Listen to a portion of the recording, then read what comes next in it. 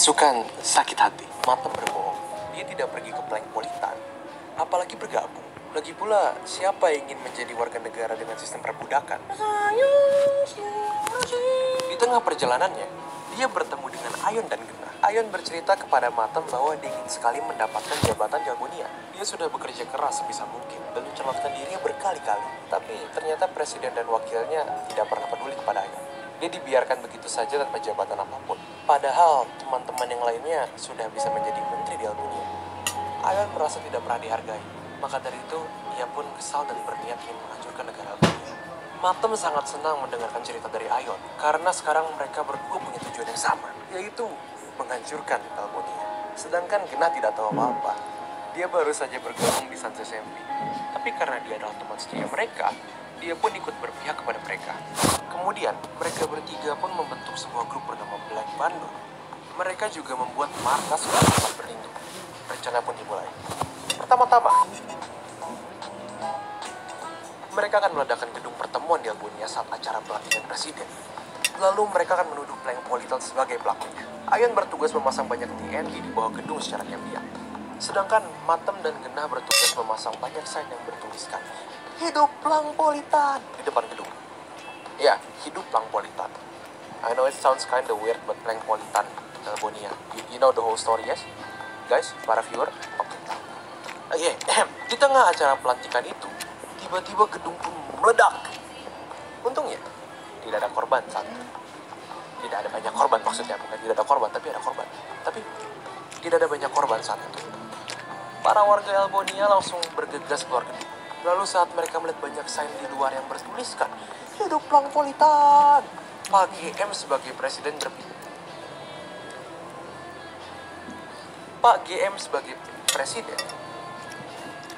Stop motor. Pak GM sebagai presiden berpikir bahwa ini semua adalah ulah dari Plankpolitan. Dia dan menteri lainnya pun langsung membuat rencana pembalasan terhadap Plankpolitan. Pada malam hari, Pak GM dan yang lainnya mendatangi markas Beacon Cream The Night. Di sana mereka diam-diam memasang banyak TNT di bawah lantai base mereka. Ini dia di bawah tanah lah ya guys ya. Pak GM memberitahu Beacon Cream dan Night bahwa mereka sudah menyiapkan sebuah hadiah spesial untuk mereka berdua di dalam base mereka. Namun, pada saat Beacon Cream dan Nikidi sudah masuk ke dalam markas mereka, tombol yang ada di dalam hadiah mereka tekan. Lalu, dan semua bom yang terletak di bawah base mereka pun meledak hingga menghancurkan markas mereka. Pak Game dan yang lainnya pun langsung pergi dari tempat itu. Beacon Cream dan Nighty pun marah kepada presiden Albonia itu. Marah nih guys, marah. Mereka menganggap ini sebagai ajakan perang. Para budak di Plankpolitan pun dikumpulkan untuk menyiapkan banyak senjata untuk perang nanti. Begitu juga Albonia, yang mengumpulkan warganya untuk menyiapkan senjata untuk perang. Selama berhari-hari, kedua negara itu mengatur strategi agar bisa mengalahkan lawannya. Hingga tibalah hari di mana mereka akan bertemu dan mulai menyerang. Perang besar. Hari ini, Plankpolitan dan Albonia akan berperang. Plankpolitan beraliansi dengan desa terkutuk agar menambah anggota pasukan. Kemudian mereka semua berjalan ke arah Albonia.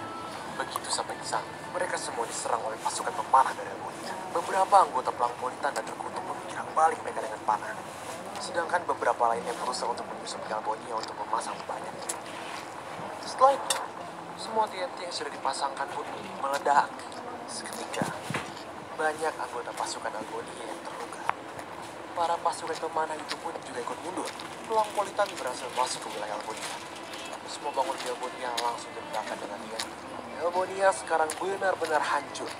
Seperti lagu yang dibuat oleh dia. Dikelilingi puing-puing sisa bangunan, yang tersisa hanya kehancuran. Hancur semuanya. Di atas tower ini, kulihat semuanya hancur semuanya. Dikelilingi